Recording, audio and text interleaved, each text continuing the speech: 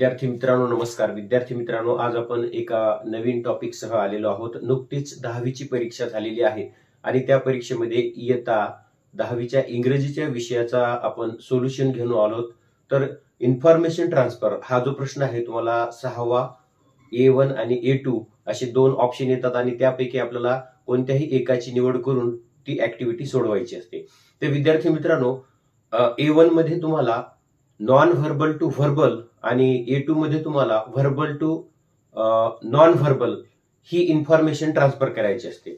म्हणजेच non verbal to verbal म्हणजे ज्याच्यामध्ये एखादा चार्ट, एखादा ट्री डायग्राम, एखादी वेग डायग्राम दिलेली असते आणि त्याला आपल्याला पॅसेज मध्ये कन्वर्ट करायचं असतं. आणि व्हर्बल टू नॉन व्हर्बल म्हणजे एखादा पॅसेज दिलेला असतो आणि त्याला आपल्याला एखाद्या चार्टमध्ये, एखाद्या आकृतीमध्ये ती माहिती आपल्याला ट्रान्सफर करायची असते. तर मित्रांनो, जसं मी अगोदरच्या व्हिडिओमध्ये तुम्हाला सांगितलं होतं की जेव्हा कधी तुम्हाला इन्फॉर्मेशन ट्रान्सफरचा प्रश्न सोडवायचा असतो तेव्हा तुम्ही प्राधान्याने व्हर्बल टू नॉन व्हर्बल या प्रश्नाला आपण विचार करायचा आहे. कारण का, तर लिहिणं कमी लागतं आणि वेळ कमी लागतो. आणि या उलट जर तुम्ही नॉन व्हर्बल टू व्हर्बल करायला गेला तर तुम्हाला वेळ जास्त लिहिण्यासाठी वेळ जास्त लागतो. म्हणून दोन्हीपैकी आपण व्हर्बल टू नॉन व्हर्बल या ऑप्शनचा आपण विचार करायचा आहे. तर मित्रांनो, नुकताच 2024च्या परीक्षेमध्ये आपल्याला हे दोन प्रश्न विचारण्यात आले होते. नॉन व्हर्बल टू व्हर्बल मध्ये तुम्हाला एक सीझन्स वरची ट्री डायग्राम आला होता, त्याला व्हर्बल मध्ये कन्वर्ट करायचं होतं. आणि व्हर्बल टू नॉन व्हर्बल मध्ये तुम्हाला मिशन चांद्रयान फर्स्ट, सेकंड आणि थर्ड या विषयीचा एक पॅसेज आला होता आणि त्याला आपल्याला एका टेबलमध्ये, एका चार्टमध्ये रूपांतरित करायचं होतं. तर तो प्रश्न याप्रमाणे होता. Read the following information and complete the given table below. Suggest a suitable title to it. आणि त्या टेबलला आपल्याला टायटल सुद्धा द्यायचं आहे. आणि मग जसं मी सांगितलेलं आहे तुम्हाला की हा टेबल हा चांद्रयान फर्स्ट, सेकंड आणि थर्ड वरचा होता, म्हणून आपण याला टायटल जे आहे तर ते देऊ शकतो चांद्रयान मिशन्स, चांद्रयान मोहिमा. तर 3 मोहिमा झाल्या आतापर्यंत, तर त्या मोहिमेवरचाच हा पॅसेज होता.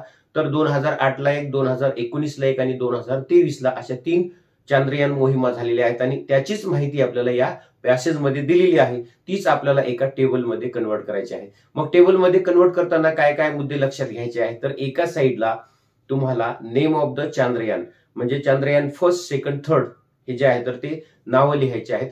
त्यानंतर मधला जो कॉलम आहे त्याच्यामध्ये तुम्हाला डेट ऑफ लॉन्चिंग म्हणजे चांद्रयान फर्स्ट कधी लॉन्च झालं, सेकंड कधी लॉन्च झालं आणि थर्ड कधी लॉन्च झालं तर ती डेट टाकायची आहे. आणि थर्ड जो कॉलम आहे तर त्यामध्ये तुम्हाला ऑब्जेक्टिव्ह ऑफ मिशन म्हणजे या मोहिमेचे उद्देश काय होते हे सांगायचं आहे. तर जसं या पॅसेज मध्ये दिलेलं आहे, तर पहिल्यांदा आपण नेम ऑफ चांद्रयान लिहूया. फर्स्ट मध्ये चांद्रयान फर्स्ट, चांद्रयान सेकंड आणि चांद्रयान थर्ड अशी 3 नावं लिहिली. त्यानंतर मग डेट ऑफ लॉन्चिंग म्हणजे कधी लॉन्च झालं त्याच्या डेट्स सांगायच्या आहे. तर चांद्रयान फर्स्ट हे जे आहे तर त्याची डेट आहे 22 ऑक्टोबर 2008 म्हणजे 22 ऑक्टोबर 2008ला पहिलं चांद्रयान मोहीम झाली. आणि मग आता आपल्याला ह्याचे ऑब्जेक्टिव्ह सांगायचे, त्याची उद्दिष्टे काय होती. तर त्याचं पहिलं उद्दिष्ट होतं to study chemical, mineral, mineralogical, photo geological mapping हे पहिलं उद्दिष्ट होतं. Second, find out water on moon, चंद्रावर पाणी आहे का ते शोधणे हा हे उद्देश होता.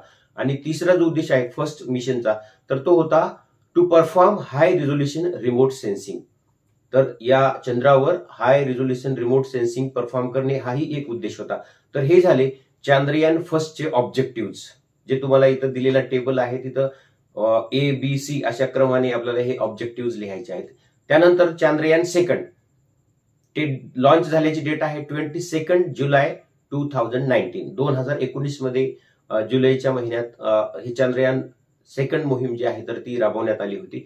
मग त्याचे ऑब्जेक्टिव्ह काय होते, तर पहिले होतं to land and operate a robotic rover, चंद्रावर रोबोटिक रोवर ऑपरेट करणे हे एक उद्देश होता. दुसरा, to study topography lunar exosphere, दुसरा होता तर चंद्रावरचं जे इकोस्फिअर आहे त्याचा अभ्यास करणे. त्यानंतर थर्ड जो ऑब्जेक्टिव्ह आहे तर तो होता tracing moon's origin and evolution, चंद्राचं ओरिजिन आणि त्याचं इव्होल्युशन कसं झालं हे ट्रेस करणे हा एक ऑब्जेक्टिव्ह होता. तर हे झाले चांद्रयान सेकंडचे ऑब्जेक्टिव्ह. त्यानंतर थर्ड जो आहे तर थर्ड चांद्रयान थर्ड तर त्याची लॉन्चिंग किंवा त्याची डेट ऑफ लॉन्चिंग होती 14 जुलै 2023. 14 जुलै 2023 मध्ये चांद्रयान मिशन 3 जे आहे तर ते लॉन्च करण्यात आलं होतं. तर त्याचे ऑब्जेक्टिव्ह काय होते, तर पहिला ऑब्जेक्ट होता to land safely on surface. पहिला ऑब्जेक्ट होता तर त्या चांद्रयानच्या सरफेसवर स्लोली लँड करणे, जे काही यान गेलेलं आहे तर त्याला लँड करणे हा पहिला उद्देश होता.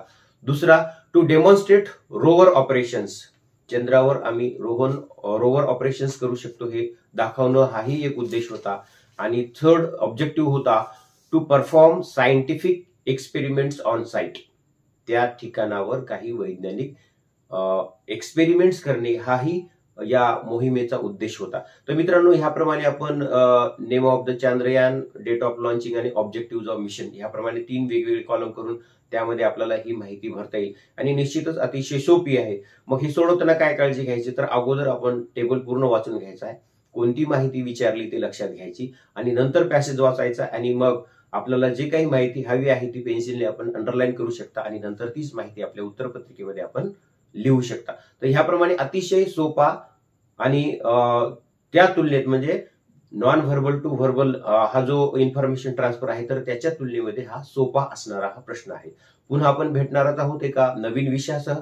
तोपर्यंत keep learning, keep growing. Thank you.